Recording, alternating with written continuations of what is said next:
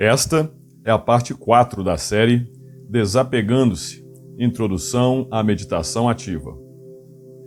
Todo o conteúdo desta série é proveniente de trechos do meu livro O Homem Insubmisso, Independência Emocional e Social do Macho Sigma, que vai ser lançado este ano ainda. Esta série tem como objetivo te ensinar o que é e como praticar meditação ativa. Na parte 1, falamos sobre força, raciocínio crítico e transmutação. Na parte 2, falamos sobre meditação e despadronização. E na parte 3, falamos sobre respiração. Hoje, vamos falar sobre pequenos hábitos e padrões inconscientes. Como se você fosse um músico existencial, a sua mente, as suas intuições e as suas emoções são as 3 partes que constituem o teu instrumento musical, entre aspas. Se você não conhece e não tem intimidade com o seu instrumento, a sua música vai ser um verdadeiro caos. Pense num violonista do nível de um Paco de Lucia, por exemplo, especialmente depois dele incorporar a improvisação no seu currículo. De tão bem que ele conhecia o seu instrumento, ele nem precisava olhar para o violão enquanto tocava. O braço de um violão te proporciona infinitas possibilidades, e Paco de Lucia conhecia muito bem cada casa e cada corda de seu violão. Ele estava tão consciente de cada corda e de cada casa do braço do seu instrumento que ele podia fechar os olhos enquanto tocava. Você gostaria de ter uma vida harmoniosa, prazerosa e farta como uma execução musical de Paco de Lucia? Sim? Pois bem, então trate de se tornar consciente do seu instrumento.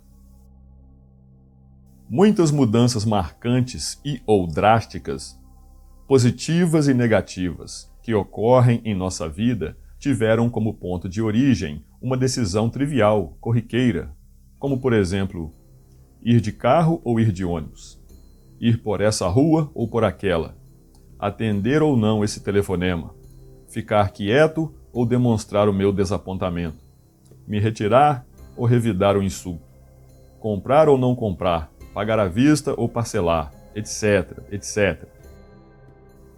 Às vezes, essas pequenas decisões que tomamos rapidamente e, com frequência, sem nem mesmo perceber, são o momento-chave que aciona toda uma sequência de eventos que toma proporções bem maiores, podendo ser de maneira vantajosa ou de forma desastrosa para você.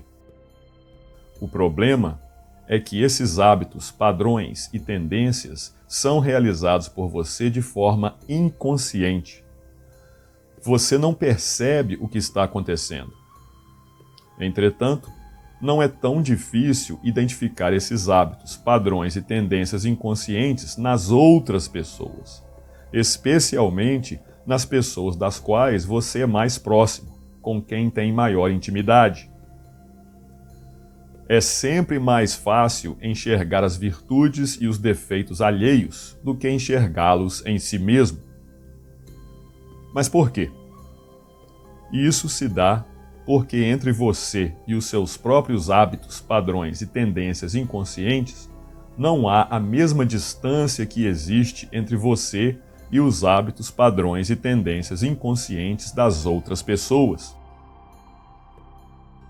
É exatamente a distância que te permite analisar a situação de forma desapegada, do lado de fora, sem qualquer envolvimento, sem qualquer apego ou identificação que possa acionar o teu ego, ferir o teu orgulho, que possa cutucar a tua vergonha. É exatamente pela vantagem dessa distância que, em toda partida esportiva, há um juiz e ele não faz parte de nenhum dos 2 times. Ele observa tudo de fora, imparcialmente, sem qualquer identificação com nenhum dos 2 adversários. Dentro do campo, mas sem fazer parte dos times, observando cada jogada a partir de uma certa distância, sem nenhum envolvimento. No entanto, nós não conseguimos ser bons juízes de nós mesmos. Não conseguimos ser bons observadores de nós mesmos, e isso se dá porque, aparentemente, não há qualquer distância entre nós e os nossos corpos, entre nós e as nossas ações, entre nós e os nossos pensamentos, entre nós e as nossas palavras. Parece que não há qualquer distância entre nós e as nossas emoções. Não conseguimos ser tão imparciais devido ao fato de não estarmos do lado de fora de nós mesmos e, quando tentamos conseguir alguma distância entre nós e os nossos hábitos, padrões e tendências inconscientes, o nosso ego e o nosso orgulho agem como filtros, impedindo que a nossa percepção alcance o que ocorre inconscientemente dentro de nós mesmos nesses momentos. Quando você, em vez de controlar as suas emoções, é por elas controlado, quando você, em vez de controlar o seu ego, é por ele controlado, você está vivendo como um robô. Um robô que repete obediente e fielmente sua programação toda vez que uma situação gatilho se apresenta. O robô tinha que ser o teu servo, não o teu mestre. Esse robô que te domina e que é autor de tudo que você faz de maneira inconsciente, às vezes te ajuda. Por exemplo, quando você tem que fazer duas coisas ao mesmo tempo, como falar ao celular enquanto está comendo, ou quando tem que dar uma olhada no GPS ao mesmo tempo que está dirigindo. Enquanto você realiza uma das tarefas, o robô realiza a outra em seu lugar. Entretanto, essa mesma ajuda do robô muitas vezes vira desastre, e desastre sério, com várias vítimas, especialmente no trânsito.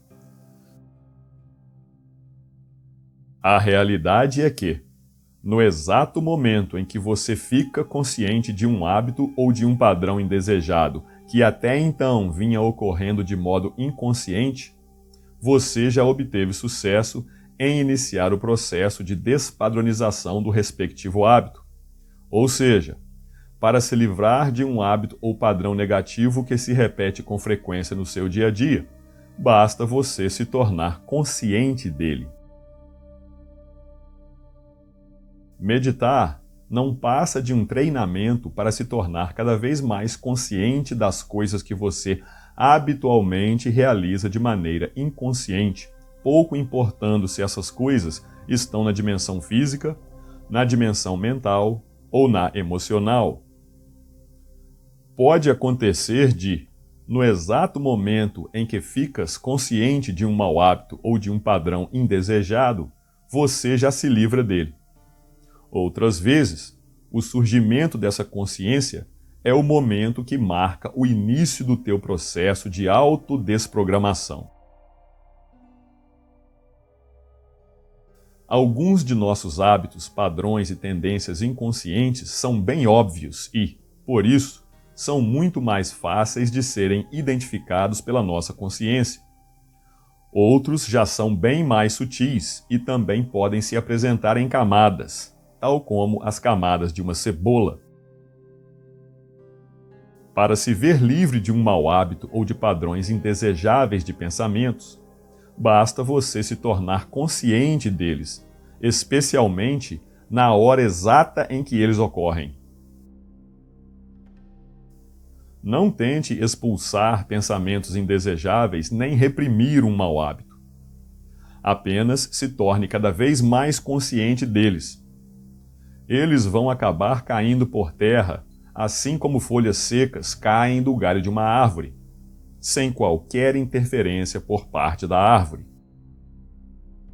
Entretanto, não se esforce apenas para ficar consciente dos maus hábitos e dos padrões negativos, mas esteja sempre, ao mesmo tempo, receptivo e alerta a todos os seus hábitos e padrões, sejam eles bons ou ruins, benéficos ou nocivos, desejáveis ou não. A concentração te separa do resto da realidade, enquanto que o desfoque, a desconcentração, te devolve o acesso ao todo, dentro e fora de você, simultaneamente. No que diz respeito à tua mente, o estado meditativo é um estado de entrega, de não ação, não um estado de concentração.